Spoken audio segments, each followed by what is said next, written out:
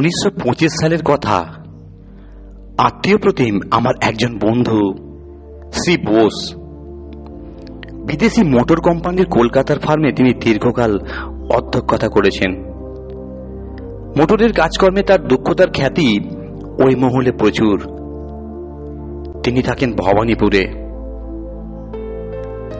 তার প্রত্যক্ষ করা কিছু ঘটনা আমি এখানে বর্ণনা করব। 1925 সালে তিনি আমেরিকার শিকাগো শহরে বড় এক মোটরের কারখানায় কাজ শিখেছেন। পয়সা সচ্ছলতা হবে ভেবে তিনি একটি চাকরি নিলেন। ওখানকার 5-7 তলা এক প্রকাণ্ড বাড়িতে নাইট ওয়াচম্যানের কাজ। দিনের বেলায় কারখানার কাজ করা, তারপর রাত্রি 8টা থেকে ভোর পর্যন্ত ওই ফ্ল্যাট বাড়ির পাহারাদারি। শোবার জন্য একতলায় কামরায়, এই কামরাটি সদরে ঢুকেই তার আস্তানা। এই 5-7 তলা ফ্ল্যাটের প্রত্যেক তলায় নানা অফিস। দিনের বেলায় লোকজনের ভিড়, কাজের ভিড়, কিন্তু সন্ধ্যার পর এ বাড়িতে লোকজন কেউ থাকে না। সব তলার সব কামরা চাবি বন্ধ। নিচের তলায় নাইট ওয়াচম্যানের উপর এ বাড়ি চৌকি দেবার ভার। মাইনা ভালো। বোস অবাক হলেন, চাইবা মাত্র এ চাকরি মিলল। বিশেষ তিনি এদেশি মানুষ নন, বিদেশি মানুষ। চাকরি পেয়ে বোস সেদিন সন্ধ্যার পর এ বাড়িতে নিজের কামরায় আস্তানা নিলেন।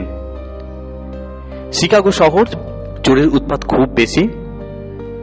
বোস সঙ্গে নিলেন বেশ জোরালো একটা টর্চ এবং একটি রিভলভার।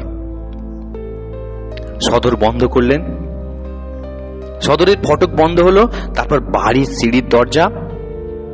এই দরজায় মোটা কাঁচের সার্সি দেয়া এবং এই কাঁচের বড় দরজার ডান পাশে বোসের কামরা।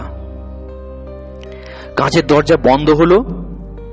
নিজের কামরার দরজা বন্ধ করে তিনি নিজের ঘরে শয্যায় শুয়ে একখানা নোবেল খুলে পড়তে লাগলেন। এই ঘরে তার প্রয়োজনীয় জিনিসপত্র আনা হয়েছে, অর্থাৎ এই কামরাই তার বাসা। সকালে উঠে কারখানায় যাওয়া, দিনের খাওয়া দাওয়া এবং কাজকর্ম বাহিরে, রাত্রে এখানে আশ্রয়। বাসা ভাড়া লাগবে না। তিনি শুয়ে শুয়ে বই পড়ছেন। রাত 10টা বাজল, 11টা বাজল, তখন 12টা বাজে। তার কামরার উপরে দোতলার বড় কামরায় বড় ফটো স্টুডিও। বোস শুনলেন দোতলা স্টুডিওয় পায়ের শব্দ।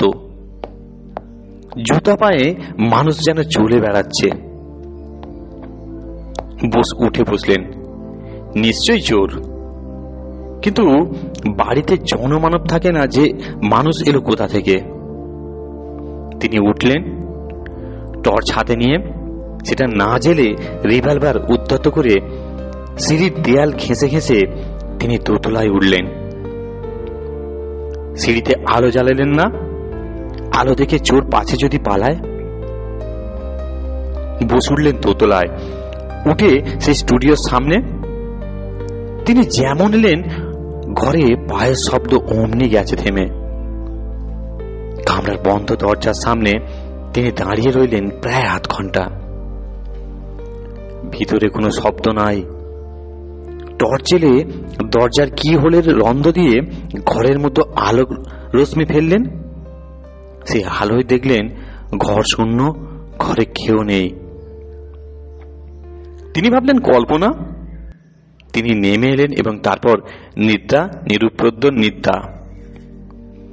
পরের রাত্রেও সেই একই ব্যাপার।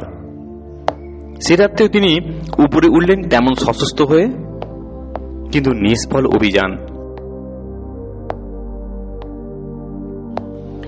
দোতলায় সে ঘরে দরজার সামনে আসবা মাত্র ঘর নিঃশব্দ এবং টর্চের আলোয় সে রাত্রেও তিনি দেখেন ঘরে কেউ নেই। তারপরের রাত্রেও ঠিক ওই এক ব্যাপার। বোস তখন পণ করলেন যত রহস্যই থাকুক এ শব্দের অন্তরালে সেই রহস্য আবিষ্কার করতেই হবে। চতুর্থ রাতে আবার ওই ব্যাপার। এ রাত্রে বোস দোতলা থেকে নিষ্ফল হয়ে সিঁড়ি দিয়ে নামবেন, দেখেন তার সামনে দাঁড়িয়ে এক দীর্ঘ পুরুষ মূর্তি।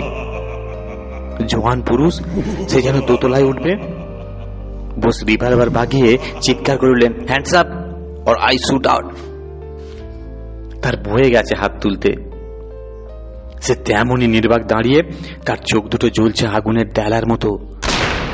বোস তিলমাত্র বিলম্ব না করে রিভলভার ছুঁলেন। ধরুম শব্দ, গুলি লাগলো নিচে সেই বড় কাঁচের দরজায়।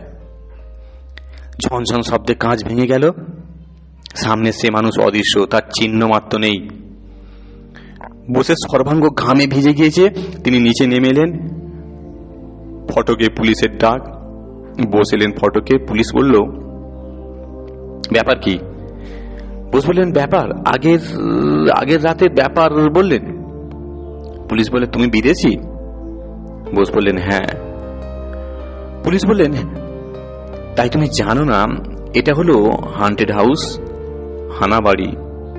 রাত্রে এদেশি মানুষ এ বাড়িতে ওয়াচম্যানের চাকরি করতে চায় না, তাই বেশি টাকা মাইনার লোভ দেখিয়ে এরা রাখে বিদেশি মানুষকে ওয়াচম্যান, কারণ বিদেশি মানুষ এ বাড়ির কথা জানে না।